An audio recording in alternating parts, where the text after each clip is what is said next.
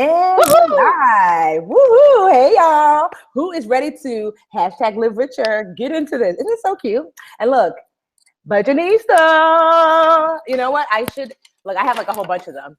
I'm a dream catcher, but you guys are dream builders. But I made them I had an event and I was like, oh, these are cute. And I know you peeped my t-shirt, Dream Builder. So for those of you who are brand new dream builders, when you're a dream catcher, that's when you kind of follow along with the Live Richer challenges. You're in the Dream Catcher group. I'm helping you for free. Just get your basic financial stuff in order. But when you become a dream builder, that's the next level. And I decided to make there's no Dream Catcher t-shirt yet, but it's coming. But I decided to make Dream Builder t-shirts. So get into it. How cute. With our color, which is like a burgundy reddish.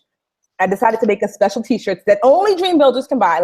I don't have them online anywhere. They're just inside the academy. Like if you go into the Live Richer Academy, it's listed almost like a course. So you'll see like a picture of the t-shirt and you can order your own. So that way you can spot your dream builders out there in the street, right? So I have a special guest today. So what's so special about this guest is that not only is she dope, and I'll read her bio, blah, blah, blah, but she's my friend. I'm super excited because, let me turn off my playback. So Kara, I met Kara. Oh, Kara, how long ago did we meet? I think 4 years ago too. I was stalking you, remember? I don't even remember. So Kara, there were very few women teaching financial education, and Kara was one of the few. And she's got a brand called the Frugal Feminista. I'm the Budgetnista. She's the Frugal Feminista. And I just was like, oh, she's brown like me. She's chocolate like me. She talks about money like me. And we connected. And then we connected with a bunch of other women. We connected with Tanya from My Fab Finance and her business partner at the time. And we also connected with Marsha of the Finance Bar. And we formed this group called the Frugal Fab Five. How dope is that? Frugal Fab Five. And we started teaching financial education around the country to women like you. And even though we're not officially Frugal Fab Five, like on the road like we used to be, but we're still very much connected. And yeah, so Kara is super dope. But let me actually read her bio so you guys can know why you're here. So Kara believes that every woman is a revolution unto herself. How dope is that? So Kara, what's your Twitter? At Frugal Feminista. Okay, at Frugal Feminista, not the. So Frugal Feminista. So I love that. Every woman is a revolution unto herself. That's a tweetable, right? She writes self-help and inspires women to get right and tight with their passions, their finances, and their relationship. So Kara, remember I talked to you guys before that the Live Richer Academy was not just about money. It was about your life. Holistically, we want to make sure. And so Kara is going to speak to your finances, but how really your personal relationships affect all of your life, and the way you believe and treat yourself is going to affect your finances, but your whole entire life. Her sound yet relatable money and life advice have been featured in numerous and online printable publications like Women's Day, Yahoo Finance, Black Enterprise, Huffington Post. She's the real deal. She's the founder of the Frugal Feminista.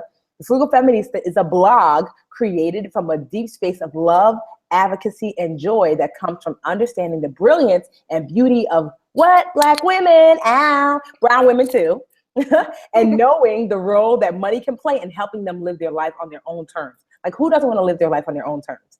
You can receive daily inspiration and information about happiness, wealth, self-love on her popular blog, The Frugal Feminista. So if you go to thefrugalfeminista.com, we have other goodies that we're going to share with you today. So just the FYI, if you want to watch this over again, and we're going to talk about some of the goodies that Kara has for you, and I'm going to share them with you in the comments, the links. But if you, for whatever reason, can't find them, just know that if you go into the academy and you go to Ask the Expert, Ask the Experts, these are the lessons that we do every Sunday. They're broken down into different categories. And this particular Ask the Expert is going to be under Ask the Expert : personal finance. So if you want to watch again, or you want to get the link to Kara's blog or the goodies that I have for you today, like Kara has some great things that she's giving away today, you can go to Ask the Expert inside the academy under personal finance, and you will see it, and you can click on those links and get all those goodies. But I'll post it in the group, the Facebook group as well.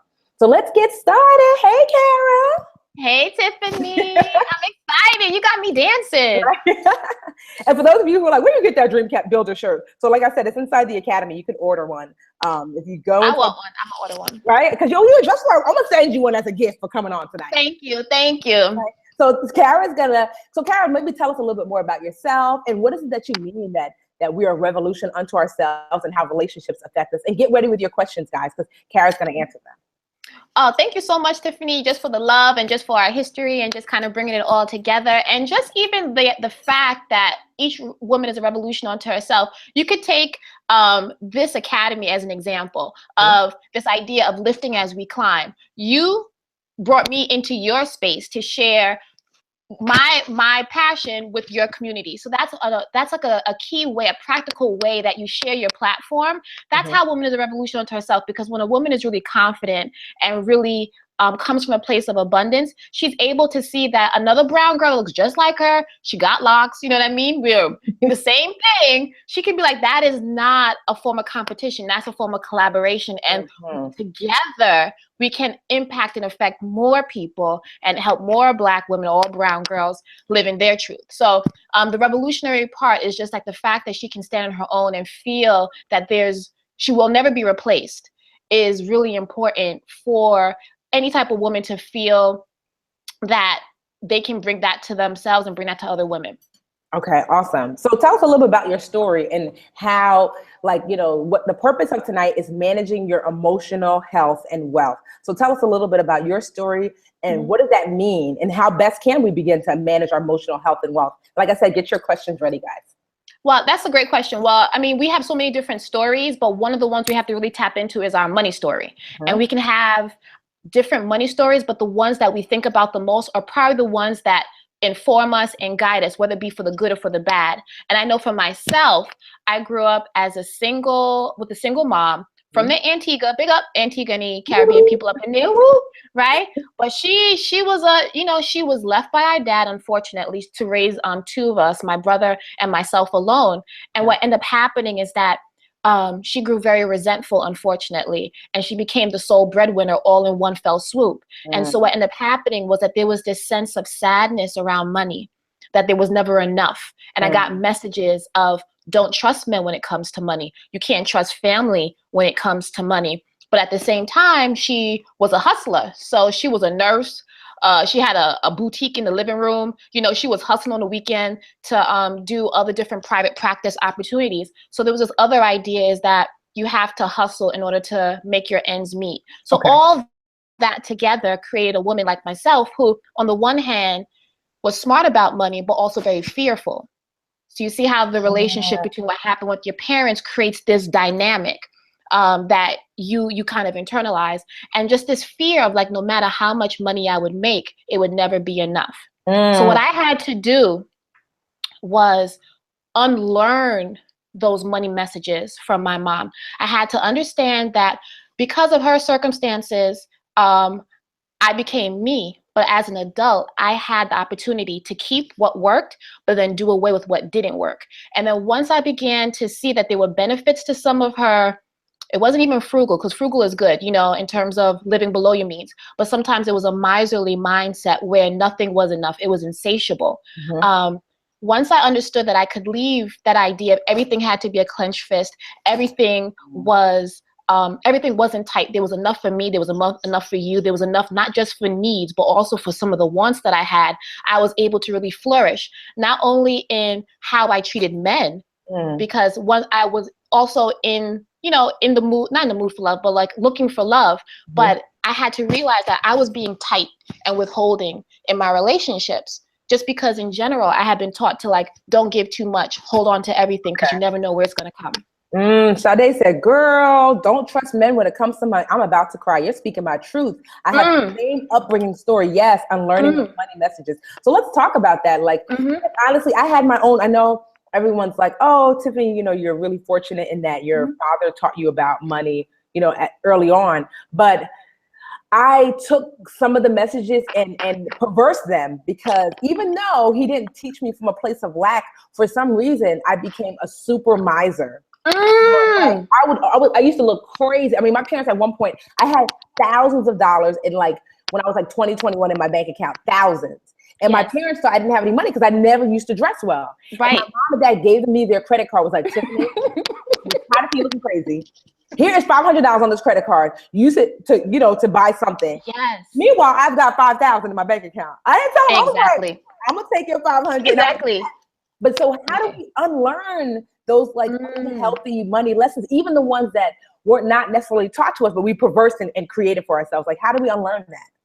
I think that's a great question. And the way I can speak from my experience is that I had to face them. So I had to sit there, and every time I came across I had to be conscious of what was happening with my thinking when I went to do a financial action. Okay. So say, for example, when I went to go buy something, or I went to put it back, I'll be asking, what's the conversation in my head at that time? And it'll take a while to figure it out, but you have to slow down and be comfortable with the answer, even if you don't like what you hear. So for me, I began to realize, Tiffany, and this is wild, that I felt that deprivation was noble.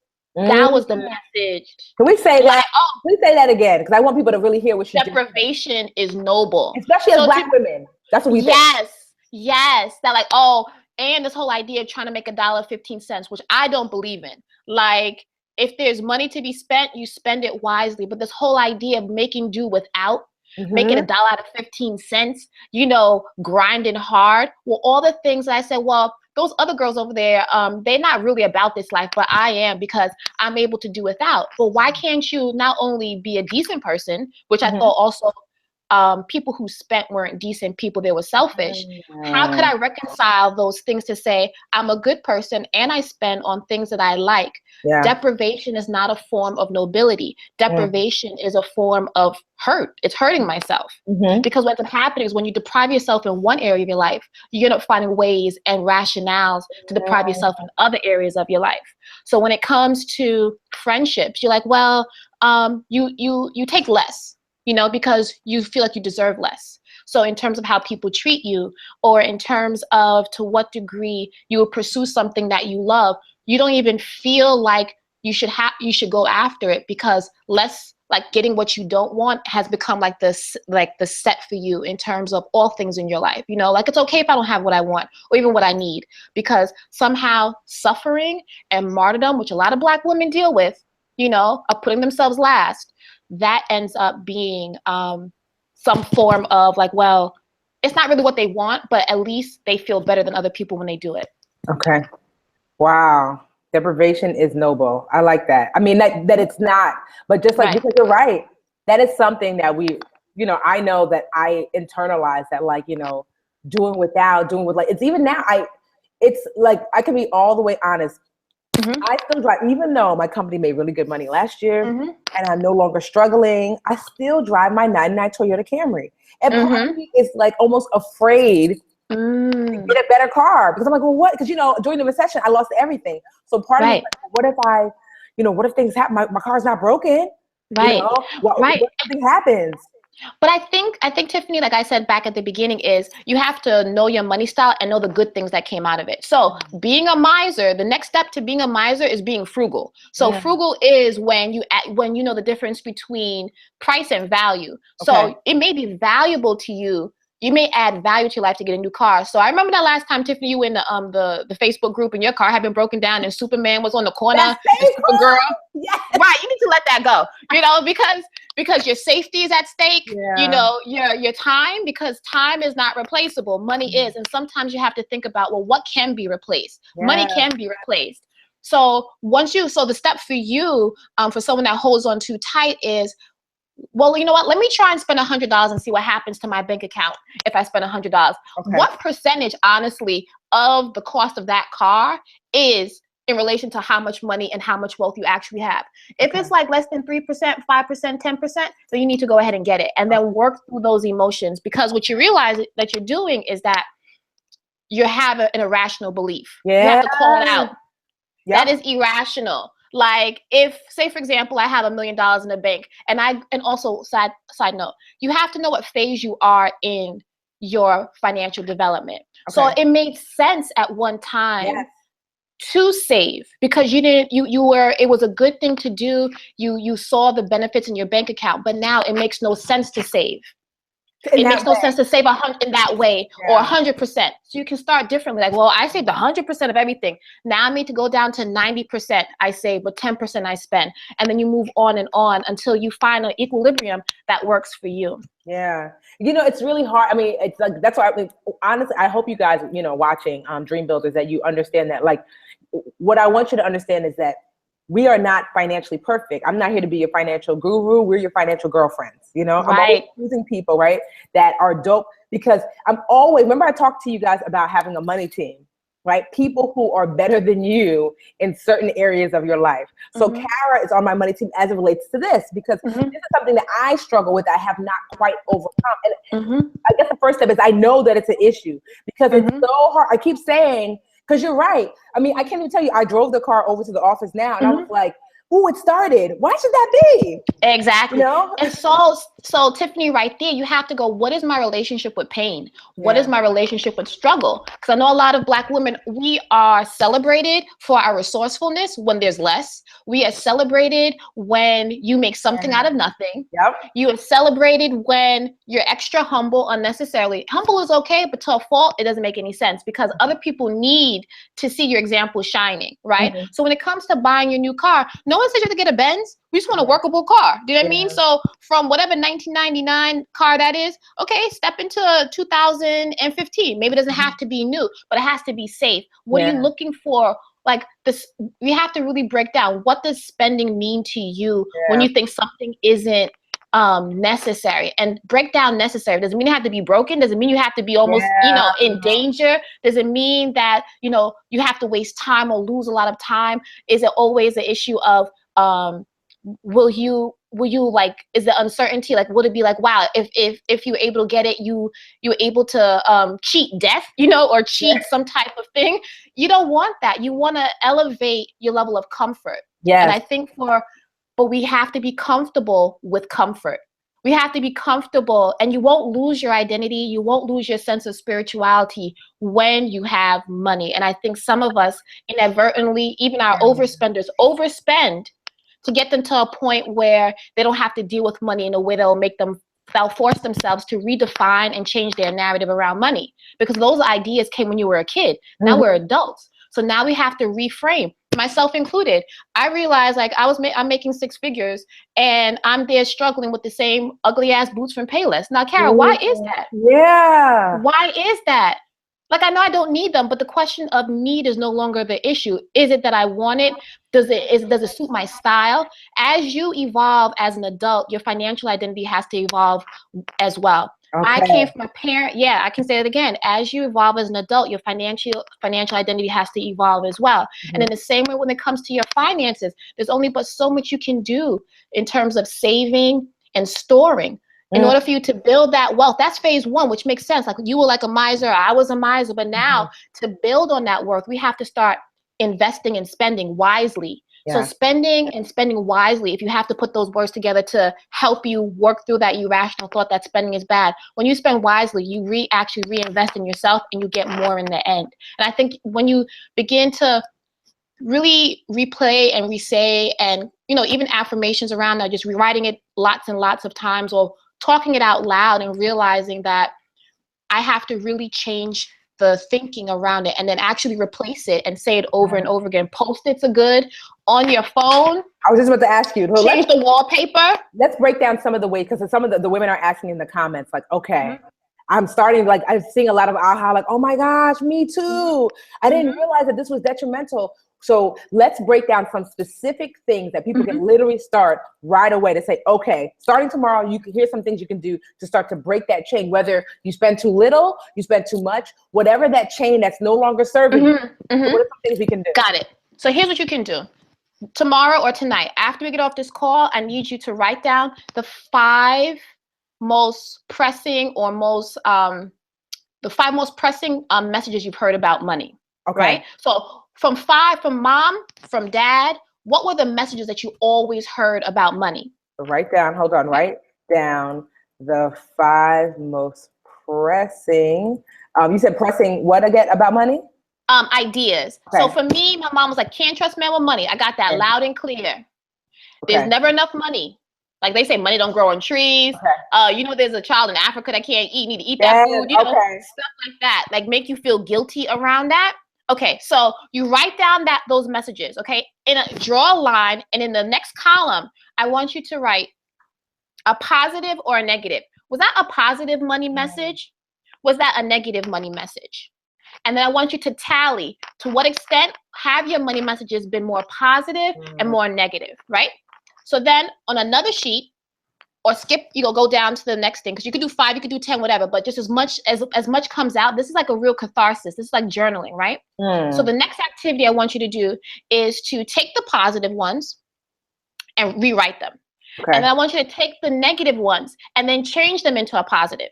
Okay. Like, how can you redirect that thought? So if I say spending is bad, I can rephrase it. No, spending is important because spending allows me to, you know, buy a home or buy something for a friend, or spending wisely allows me to invest in a business or invest in a car that gets me there, gets me to my destination without any uncertainty and safely. Okay. Right? So you're going to, because what you want to do is start replacing these thoughts with actually rational thoughts that are positive. Okay. Right? Where the negative money messages positively. Okay, fine. Right. I'm just typing this up for y'all. No. Y'all But that's taking some notes. I'm taking it for you. You know, the teacher in me is like, y'all gonna get this work. Yeah. And that's another thing we got in common. We're teachers. Yes, ma'am. Yes, Kara. Yes. Because Kara, I mean, I know you're what do you do now? Because I know I'm an assistant principal. Yeah. So Kara was a teacher. So this is why you're getting it broken down like this. See, I'm the best of the best. Thank you. Right? And so, so let's go over that again. Writing down your top 5 to 10 money messages that you receive. I believe this about money. 1, 2, right? And then you're going to say next to it, is this a positive money mindset message or a negative money message, right? Right. And then you're going to add up, well, let me see what I have. Do I have more positive ones or more negative? Right. And then the positive ones you're going to rewrite. Yes. So you probably put them like on stickies, put them somewhere that you can see, right? Right. And the negative ones, you're going to rewrite in a positive manner. Right. You know? Because then, that, okay. No, go ahead. No, so, and then that way, and I love that piece because it's like this thing, you're shifting, like, okay, I'm thinking in this way, I'll give you an example of a positive money message, that money can really change the world, meaning that like if used properly, money can change the world. That's a positive money message that I see. A negative one would be if you spend on things that you don't need, you won't have. When I really and you know, it's so crazy. I'm saying it, Kara. I've never said that before. I'm realizing I really believe that. Like it's so much, I'm having like an awakening. I'm trying not to cry because I'm like, thank you. No, but it's deep. Yeah. It's deep. No, I'm talking things that you don't need. Like need meaning like you're gonna die without it. If you spend on things you don't need, then you will put yourself in you will put yourself in harm's way financially. And I truly believe that. Like if I get that car somehow, like, oh well, you must want to live in a cardboard box because your car is running. It might not run all the time, but it's good enough, girl. So what you doing? Oh wow. Okay, wow. You want to let that marinate, because I can say the same thing. My aha moment was that same thing. Oh, sorry, I hear it. Oh no, was about clothes or just even getting my hair done. Right now, I'm gonna take it out and be like the little cute pixies. But for some reason, and I can give you another example, but for some reason, I felt like if it wasn't a necessity, if it wasn't on the bargain bin table, if it wasn't like, I remember my mom, it was like that spending money hurt her. Like my mom, I could see her tight knuckling the dollars, giving it to the cashier, and I never wanted to hurt my mom. So I decided that I'm not going to ask for anything that I needed or wanted. And sometimes I have to force myself. And I was like, man, I make money. I'm a good saver. But more importantly now, there's more out of life that I want. And it's okay. It's okay to want, it's okay to want, and it's okay. And I have the money to afford it. And on top of that, I won't do it I won't make myself broke. So Yes. I had to understand about myself that I'm responsible. Spending money doesn't make you irresponsible. Okay. Spending money irresponsibly makes you irresponsible. Do you see what I'm saying? Yes. Can you say that again? Spending money. Somebody type that up. That is like such a word. I'm really like, honestly, I'm getting like somebody I have more like I'm literally like, call me later. Spending money doesn't make you irresponsible. Spending money irresponsibly like it's like you have no idea. Like I'm literally like, oh my God, Kara's reading about food. Yes. Somebody asked, do you have a worksheet?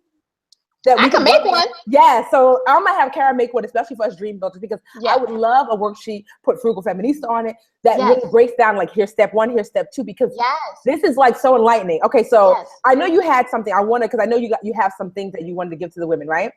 So you have Unmasking the Strong Black Woman, right? Yes. So I want to share. I mean, we're gonna keep going, but I want to share just so we don't forget. So share what that is. So that is a book that I just want you to help me with the cover too, with helping me figure it out. Remember, that was a while ago. There's a lot of echo, but it's really to help some of the things that we're talking about right now. Like it really talks about what are the ways that we can really protect our emotions and how protecting our emotion helps us build wealth and how building wealth can help us access the things in life that we really want. So it's a short read, something that's both inspirational, informative about money, but also just about life. So I'll talk about your financial frenemies, how to identify them, because it's easy to identify your financial friend. Those are the people that want you to do well with your money, and your financial enemy, they just don't want you to do well. But it's that in-between person that is like trying to push you back to the way you used to be instead of helping you become the financial person that you are. So there's lots of different like articles there about what it means to be a Black woman at the intersection of race and gender, but also money and how we do with money in our communities and families. So it's not just like an isolated, it's not just tip oriented, it's the context of like, how do we live our lives and how does money help us and how can we take care of ourselves and put ourselves as part of that equation of love, because a lot of times we put ourselves number 4, number 5, it's family, maybe church, maybe work, and then maybe maybe the dog gets a little bit more love than we do, and then after that. So that resource is there, and so it's I put the link in it, guys, for you guys. Perfect. So I put the link in the comment, but also know, like, again, if you're ever wanting to watch an Ask the Expert again, they're always put inside the academy. Like they're literally, it's already here, already inside the academy. You go to liverecharacademy.com, you log in, and you look for a course called Ask the Expert. This particular one, because we break the Ask the Experts down into categories, this particular lesson is going to be an Ask the Expert under personal finance. So you look for Ask the Expert personal finance, and you'll see this, and you'll also see a link to the book Unmasking the Strong Black Woman, because I really think it's going to be important for us, especially if you're a woman of color, to understand how do we take off that I got it, I don't need nobody, this is like like I'm strong, and because I want to let that go as well. So that book is available for you if you like to purchase it. Kara and it's only $9.99, so that makes it great. Exactly. And so I just want wow, Kara, I'm just like, wow. So like I said, I want to have Kara make like a worksheet for us to do that activity, because I think it would be amazing. And maybe it's something, Kara, you can honestly do inside of our private Facebook group. Maybe go live and walk us through like how to do I would love to. So let's keep going. So let's see some other, so that's a great task that women can do. What's something else that we can do to start to shift our mindset? Well, here's one thing that you can do. You can have a conversation with money. So say if you were to personify money, right? And you would say, name her Tiffany. What would Tiffany say about you behind your back? That's number 1, right? So what would she say behind your back? And then and if you won't get offended, how can you guys come to a conclusion through dialogue about what your financial relationship with money, how is that helping your life or how is it hindering you, and what you can do about it? So say for me, for example, I had to realize that I was reliving this financial trauma that was impacted by my mom and my dad leaving, right?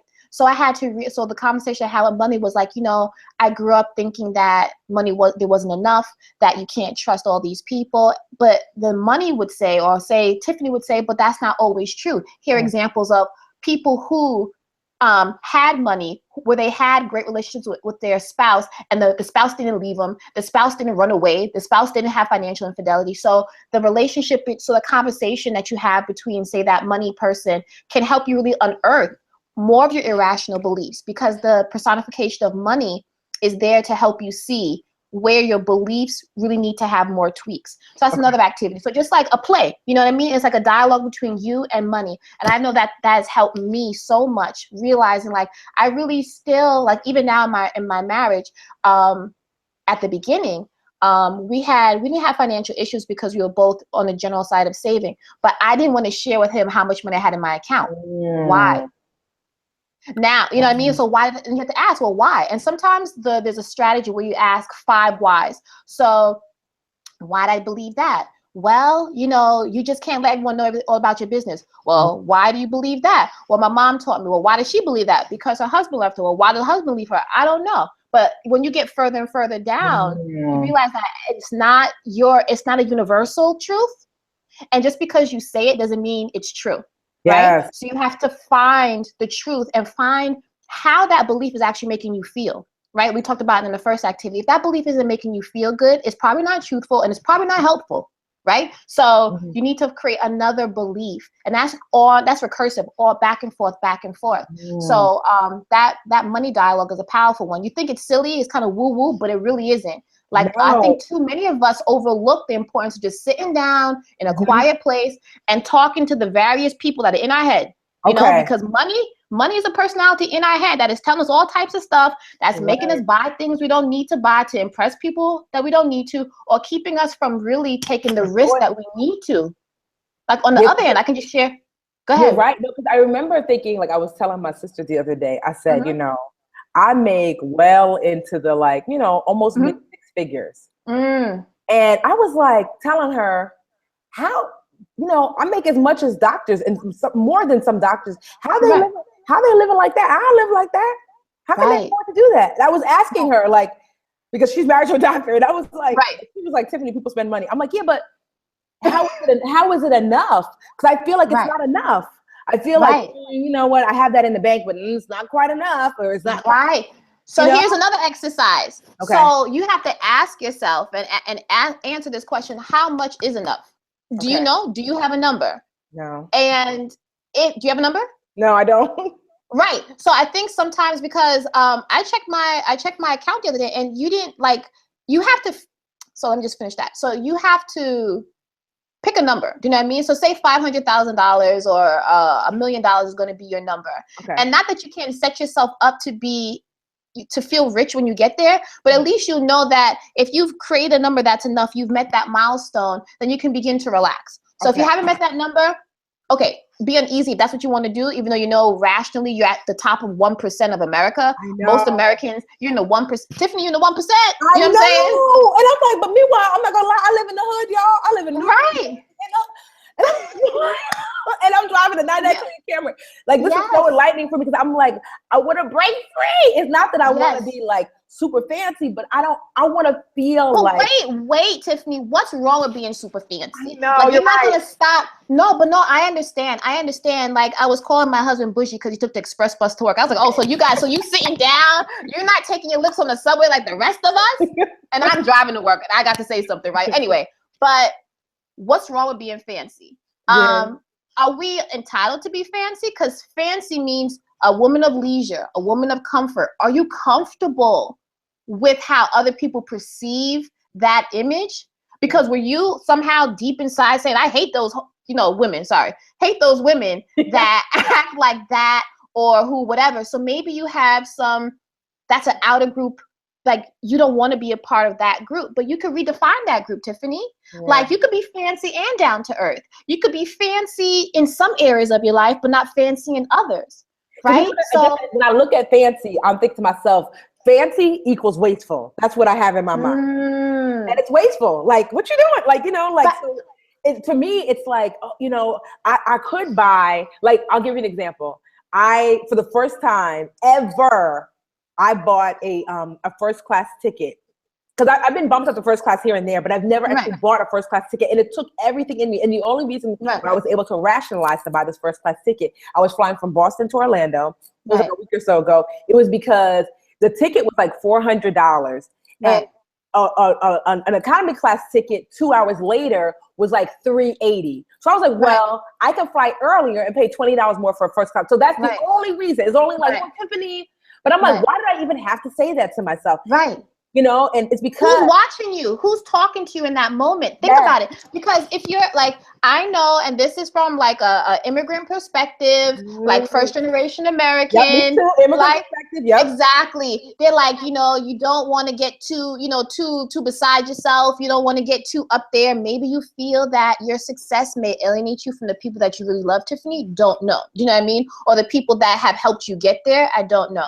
Or sometimes just your ideas about what we had talked about before, what need is. Like, you don't really need any, I mean, basically all your needs are met. Now what? Now that you've gotten to that point, you have to also evolve. If your taste evolve, they're going to evolve. It still doesn't mean that you're spending disproportionate to your salary, right? And you have, if you, in those moments, you need to run the numbers. You still need to run the numbers. Okay, so that's another tip, y'all. Yeah. So like when you're confused about like, is this my inner self speak sabotaging me, or this is real? Run the numbers. The numbers will not lie. Yes. Right? Yes. So I can tell myself. So, and another thing that you may want to do if you're on this trying to unearth your inner, not spender, but the person that spends wisely, or the person that spends to cute yourself, because you have to also understand money is just not only for security. Money brings pleasure. Money's for pleasure. Yeah. Oh, that's another one. I want to pause because Kara's like me. Yo, when you're a teacher, you'll be dropping jewels like jewels. You're like, wait, you just need to pick them up, right? So that's another thing that I said in my head. Money is for responsibility. You just said money is not just for responsibility. It is also for pleasure. Like that's a jewel that for those of you who are struggling with this same issue that I'm struggling with, that money is not, and some people it's the opposite. Money is not just for pleasure. Exactly. It is also to be used responsibly. So like bringing those two things, that money has two sides. It's not just like responsible, or pleasure. It's both. Right. And like figuring out like, okay, that's like such a, because you're right, that's another thing in my head. You're supposed to use money to be responsible. You're supposed to use money to be responsible. I mean, versus like, but to also enjoy life. Like when it comes to people I care about, like let it be Superman or Supergirl or my sister. I remember when I was a teacher, teaching preschool in Newark, I had the summers off and I had like maybe like $30,000 in my bank account. Girl, I didn't go on one vacation in the 10 years that I taught preschool. But my parents, I started sending them away on vacation. I would use my money and send them away on vacation every single year. And I rationalized, I told myself I couldn't afford to go on vacation. But yet when they wanted to go, I'm like, oh, how much you need? Here's $2,000. You guys can go. And so what is other people? Oh, you got it. What? If you need it, you got it. I'll spend it. I'll buy it. But when it's me, I don't know if I'm like, oh no, there's not enough. There's not enough, but let someone ask me for the same exact thing that I just denied myself. Girl, it's yours. Okay, so here's your homework. You are going to spend something on something that you like this weekend just because you like it. Okay. And you're going to pay for it in cash. You can feel it leave your hand. You're not going to even swipe it. That's your homework. And for those of you that are the opposite, you're going to see something that you like, appreciate it, and realize that just because I see it doesn't mean I have to purchase it. I can. So let's stop. Two tasks, right? So if you're someone like me who's having a hard time spending money, even when they have it, you're going to see something new. Like, can you and what's the threshold? Like, what's the financial threshold? It depends on the person. So if you're Tiffany, like I'm trying to get you to get your car, so we're not there yet, right? So I want you to buy, say something that's $25 to $50, right? Because that's enough to pinch you. To be like, ooh, you know, but you want to go to 100? I'm not sure. Do you know what I mean? But let's start with 25 to 50, and then just buy it, and not on anybody else. Not on anybody else. Just like I like it, I'm getting it. That's for me, right? That's for you. So now, for those of the other people, your homework is for you to go see something. This is if you have the other issue, you're on the other side of the spectrum. Right. You see something that you would normally get, to appreciate it. Maybe even go try it on and then say and leave it there. Right. Take a picture in it, rub it, you know what I'm saying? Smell it, do whatever it is that you want, but do not leave the store with it. Okay. All right. And Ooh, then this you is good. I'm like, woo. right. Yeah. Because for both sides, you begin to realize that there's a benefit in seeing something, liking it, but realizing that you have larger financial goals. And for the person that has a tendency to hoard money, that you can enjoy your money and you will still be financially secure. Okay, Kara, real quick. I know that you have a 5-day. Is this free? The 5-day? Yeah, financial reset plan. So let me get you guys this link. So Kara has something called the 5-day financial reset plan. It is completely free, and the stuff that we're going through now, and how you're like, oh, how do I reset? And so she created this to help you do something. I'm actually going to post it here in the comments. But remember that. Hold on, let me just write Kara's 5-day, and I'm also going to post it in the group. As soon as we get off, I'm going to post it in the group. But inside the academy, if you go to livericheracademy.com, you click on login, and you see all of the different courses that we have. You're going to look for an Ask the Expert course. The category is personal finance, so Ask the Expert personal finance, because there's like Ask the Expert business, Ask the Expert home ownership, whatever. This is under Ask the Expert personal finance. And you're going to find this lesson, which is called Managing Your Emotional Health and Wealth.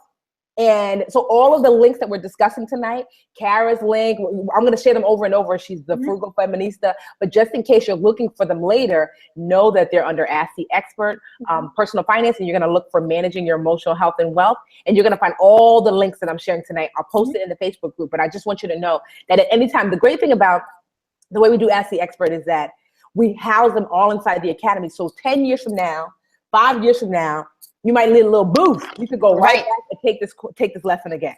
Okay. Yeah, and I have one more activity that really helps. So when thinking about the difference between price and value, and that's good for those of us that love to spend and those of us that don't like to spend, you need to think about your cost, like your cost per happy, right? So you ever heard of that idea, Tiffany? So say, for example, wait, hold on real quick. So you guys, you're telling me some people are saying there's a little bit of feedback or sounds garbled. Carol, take off your headphones for a little. Let's see if that sounds better. Oh, okay.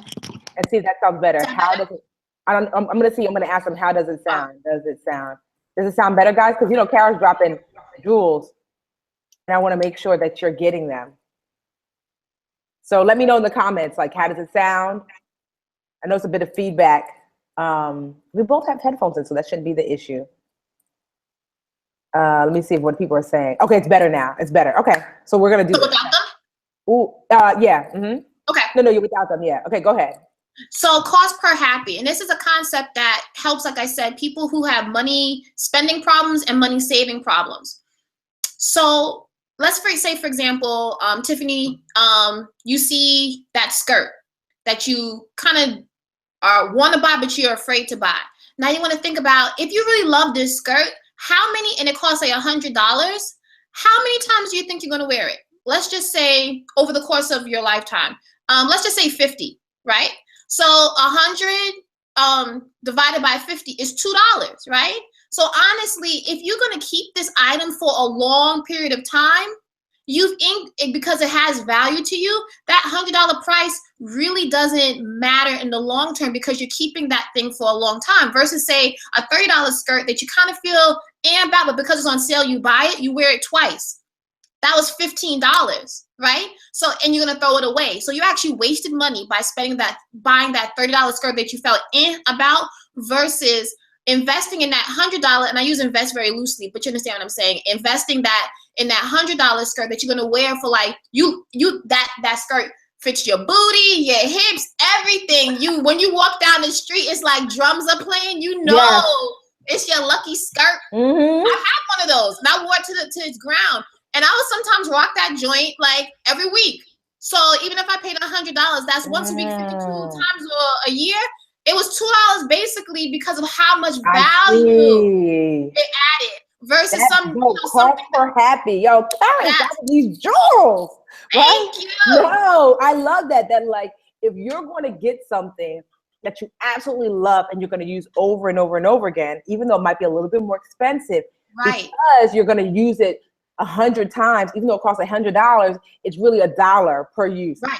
versus Right. something that's on the cheaper side, and you're like, it's okay. And it was $25. You might only use it one time, so you spent $25 for one use. I love it. What? You're very welcome. Yes. No, because these are the kinds of conversations we have to have with ourselves, because for me, for example, like Tiffany, it doesn't matter to you what the price of a ticket is to wherever you're going. I mean, you would prefer it cheaper, but more than likely you're going to go because travel is important to you. You value it. For me, I pay money for personal trainers. I just had a baby. I'm trying to get back to my pre-baby body weight. So, so I'll throw a couple thousand on a personal trainer because I need the motivation. I know I'm feeling vulnerable, but I'm not going to spend, say, more than $100 on a purse because bags are not my thing. I'm not going to be rocking a Louis or Michael Kors. My mom gave me her Coach bag and I'm quite happy. I mean, that was still a couple $100, but I got it for free. But you're not going to see me in the mall shopping for those things, but you will see me at the YMCA paying for personal training sessions that are a lot more than that bag. But for me, it's going to give me the body that I want. It's going to give me the sense of health and know that I'm investing in my personal being for years to come. So that's an example of the difference between price and value and your cost per happy in a real way. I love that. And it's just because of what it does is it helps you. It's like when I've talked to you guys about my green bracelets, right? Mm-hmm. And that what they are reminders of is that when you're spending money, you have to ask yourself, do I need it? Do I love it? Do I like it? Do I want it? So needs come first. Needs are food, shelter, clothing, water, things you must have in order to maintain life. Then your loves are the things that really make your life better. That's your happy, you know? And I always say, choose about two that you're focusing on for 6 months to a year. So what that means is every time you're about to spend money, so I might be like, ooh, I'm about to get this, like whatever, tchotchke. And and so this thing, is this a need? Right. No, it's not food, shelter, clothing, water. Is this a love? Is this one of the two things that really make my life happier? No. So then that means just a like or want. And it doesn't mean I can't get it, but I have to acknowledge that spending $20 on this means $20 less on my vacation. That does make my life happier. Absolutely. So refocusing. So it's not saying no. It's saying, you're not saying no. You're saying yes to more. Yes to happy. Yes to your loves. So when you can kind of switch your mindset of that, like saying like, okay, like I'm not saying no to that dress or skirt or whatever. I'm saying yes to vacation. Or I'm not saying no to cable. I'm saying yes to a new wardrobe. Exactly. Yeah, exactly. Okay, I get it. So I know you have an event. Well, so if you're watching this later and it's past, I don't know, a year from now, whatever, then, you might not know, but it might be too late for this, but Kara has an event, right? March 18th? Yep. Okay. So like for those, where's it going to be? So for those dream builders that are in the area. Okay, so it's in Harlem. I put it in honor of Black Women's History Month. It's a Fix Your Finances, Fix Your Life event where we talk about similar things, but going even deeper into like what are some of the things that we can do on an everyday basis to help get our finances in order. I just wanted to do it something special for Women's History Month. Okay. And it's like from 4 to 6 p.m. and it's at a Woman of Color's bookstore, it's Sisters Uptown Bookstore. So I'm trying to keep it in the theme. And it's like a real laid back event. You get to meet other women, like, like the dream builders that are really about their money, authentic networking, and just kind of like really having a place where you can hear more of this kind of information and meet other women that are really about it too. And you can find more accountability and just another place where you feel like this message is really an important one and really where, that's pretty much it, where you feel like you can really see yourself in the women that are also presenting it and being there as well. So that was a long answer, but yeah, you got me. It's called Fix Your Finances, Fix Your Life. It's March 18, 2017, because you might be watching this a year later. You missed it. But if you're watching it live, I put the link inside the comments, but I'm also, all of the links that we discussed today, again, are inside the Academy under Ask the Expert, Personal Finance. I'm also going to post it in the group directly after our chat, so you'll be able to see it there. Kara is inside our group. Yes. So remember, one of the awesome reasons to become a dream builder and why you are a dream builder is that you get access to the dope folks that I bring in. They don't just come and leave and they're out. She's inside the group. So if there's something, so just so you know, Kara, you didn't mention this, but they get a free copy of your book if they attend the event, right? Oh yeah, they do. Okay, awesome. I got my little spy in my ear. Tamara, for those of you who don't know, Tamara's gonna be like, don't trap me out. No, Tamara is like she is like the person. So when the academy looks the way it does and runs smoothly and everything, that is Tamara. She is I forget your official title, Tamara. I just call her the Literature Academy goddess. So right, Tamara will be like, don't forget to say this, Tiffany. Tamara has that. She is so dope. I love Tamara. I could be laughing like, oh, Tamara, I forgot this. Can you add this? Remember how the videos were being funky for some of you guys? Tamara's the one that had to download all the new ones and re-upload them. And she's just amazing. And I just want to shout Tamara out, a brown girl doing her thing, working for me and making sure the academy is equally dope. I'm the face, but there is a team of amazing, mostly, honestly, I would say 99% brown women who are helping brown women. So it makes me really proud to be able to do that. So let's see. Let's maybe take, if you guys have any questions, we'll take maybe a couple. And Kara, do you have any other tips that you want to share with us? Let me see. Let me make sure that there's nothing else of yours that we forgot to share. Like I said, guys, I'm going to post this in the group. Is there any other tip or anything else that you want to share personally about where they can contact you?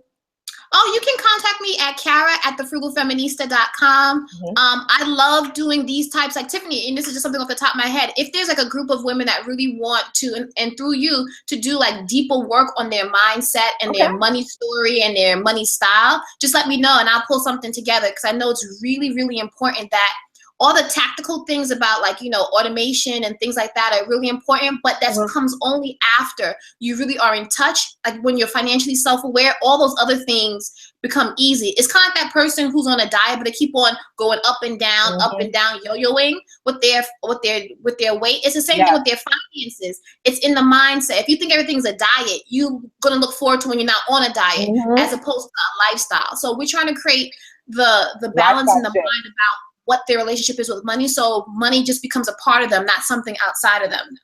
No, this is so good. And what I'm gonna do is I'm gonna start having the instructors kind of pop in to the Facebook group and doing a mini lesson. I love that lesson of listing your money, your mental money, just thoughts, and then deciding are these positive or negative and rewording the negative one. That's such a great 5 to 10 minute lesson that can be popped up in the Facebook group. So we're going to start doing that more, because I just love that. I love it. And so again, let me just share a few things with you about Kara. So you can find, Kara has a business called Frugal Feminista. And so if you want to check her out, thefrugalfeminista.com. Kara also has a free 5-day financial reset, which honestly, we all need to be taking, including myself. I'm going to post the link again. And I'm going to post this in the group, the Facebook group. So you need to, at the very least, you should be signing up for that 5-day financial reset.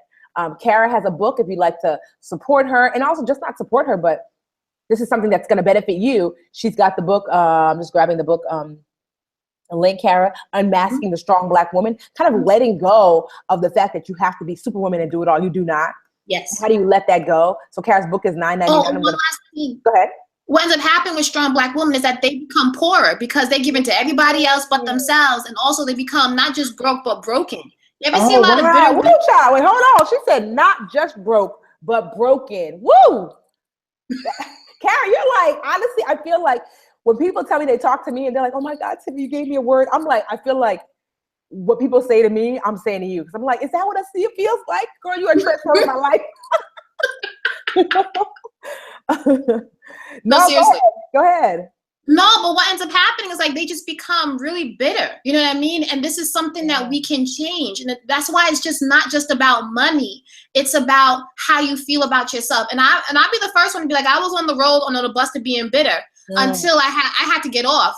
And the way I got off was by really being honest and just taking that mask off and seeing, do I like what I see? Yeah. And if I don't like what I see, am I willing to do the work to change it? And a lot of it started with, how am I treating myself? If I'm walking around looking crazy, but I have money in the bank, what is that saying about me? Do I see value in myself? Am I denying what I really want? Why would you do that? And then working backwards to figure out, where did that idea come from that it's okay to kind of play small, literally. Do you know what I mean? Yeah. Where did you get that message that it's okay not to be your full self? Where did it become okay where people are comfortable with you in a position where you're not in your full power. Nah, I didn't like it. I didn't like the way I was feeling, but it was like my inner self that I had to get really quiet. I'm not sure if I'm talking about loud. I had to get really quiet and really listen to that voice and cry and let it all out. And I have no problems talking about therapy because I was in therapy for a while to kind of unearth, because I knew it wasn't me. Yeah. It was someone in my head, but I knew it wasn't me. It wasn't my authentic voice. And the calmer I became and the more vulnerable I allowed myself to be about those feelings, girl, I'm fine. I just told you I booked a keynote speaking engagement, and I got the money I want. I wasn't shortchanged. I was like, this is it. And I passed it over. I crossed my fingers, but I did still pass over the rate, and they took it. They were like, anything else, ma'am? I was like, no. Wow. You know what I mean? Yes, you are. They say that you don't, I was reading this story about LeBron James. He just signed this huge $1 billion deal with Nike, and his I guess, what are those people called who negotiate on your behalf? His, not his lawyer. Yeah. His agent basically said that you don't get paid what you deserve. You get paid what you negotiate. Mm-hmm. You know, that basically what you fight for is what you get. And so that's just so awesome. So this is what I want you to do, guys. So I'm going to start doing this because now, you know, the teacher and me is like vibing with the teacher and Kara. I'm going to start doing this at the end of every Ask the Expert. I want you, after we hang up, to go to the Facebook group, because I want you to take action immediately, because that's how you really start to see change. You're going to post in the Facebook group one core thing that you learned from Kara, and you're going to tag her at Kara. So it'll pop up, like you'll see Kara Stevens, right? Is that your name on Facebook, Kara? Yep. Mm-hmm. Right? So like, you know, tonight I learned blah, blah, blah, blah from at Kara. So like sharing that lesson, and use the hashtag #AskTheExpert. So hashtag ask, so I can find the expert. And this is what we're going to do. So that way, not only can you receive the lesson, but other dream builders who might have missed today's lesson can receive the lesson as well. So we're going to hang up. You're going to go to the Facebook group and say, I learned this, or whatever it is that you learned from Kara, and you're going to tag her, and you're going to hashtag Ask the Expert. And we're going to get our life, and I'm going to join you there in a minute. Yeah, this was awesome. Thank you so much, Kara, honestly. Thank you. I'm glad I have someone. I'll be talking to myself about these things. You know what I'm saying? So I'm glad there's someone that wants to. It's so important, girl. I just spend this like my life's work. It's really that important. If all of us can get our minds right about money and our souls right, we'll be straight. We'll be straight. And you don't talk to yourself, girl. You want to talk, go into the group. That's what the Dream Builders are for. We want to hear from you. This has been amazing, right? This has been awesome. Guys, let us know in the comments. Have you felt about it? Like I said, go to the Facebook group, tag at Kara Stevens, share the one major takeaway that you took away from today's Ask the Expert. Use the hashtag in your post, hashtag Ask the Expert, so I can find it and just kind of read, and so Kara can find it as well and read what you really took away. Thank you so much, Kara. Again, you can find all that you need to learn about Kara from her book, the event, her free 5-day financial reset, all at thefrugalfeminista.com. Thefrugalfeminista.com. Anything else, Kara?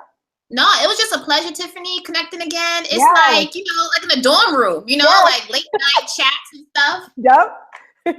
All right, Kara. Good night, everybody. I hope you enjoyed.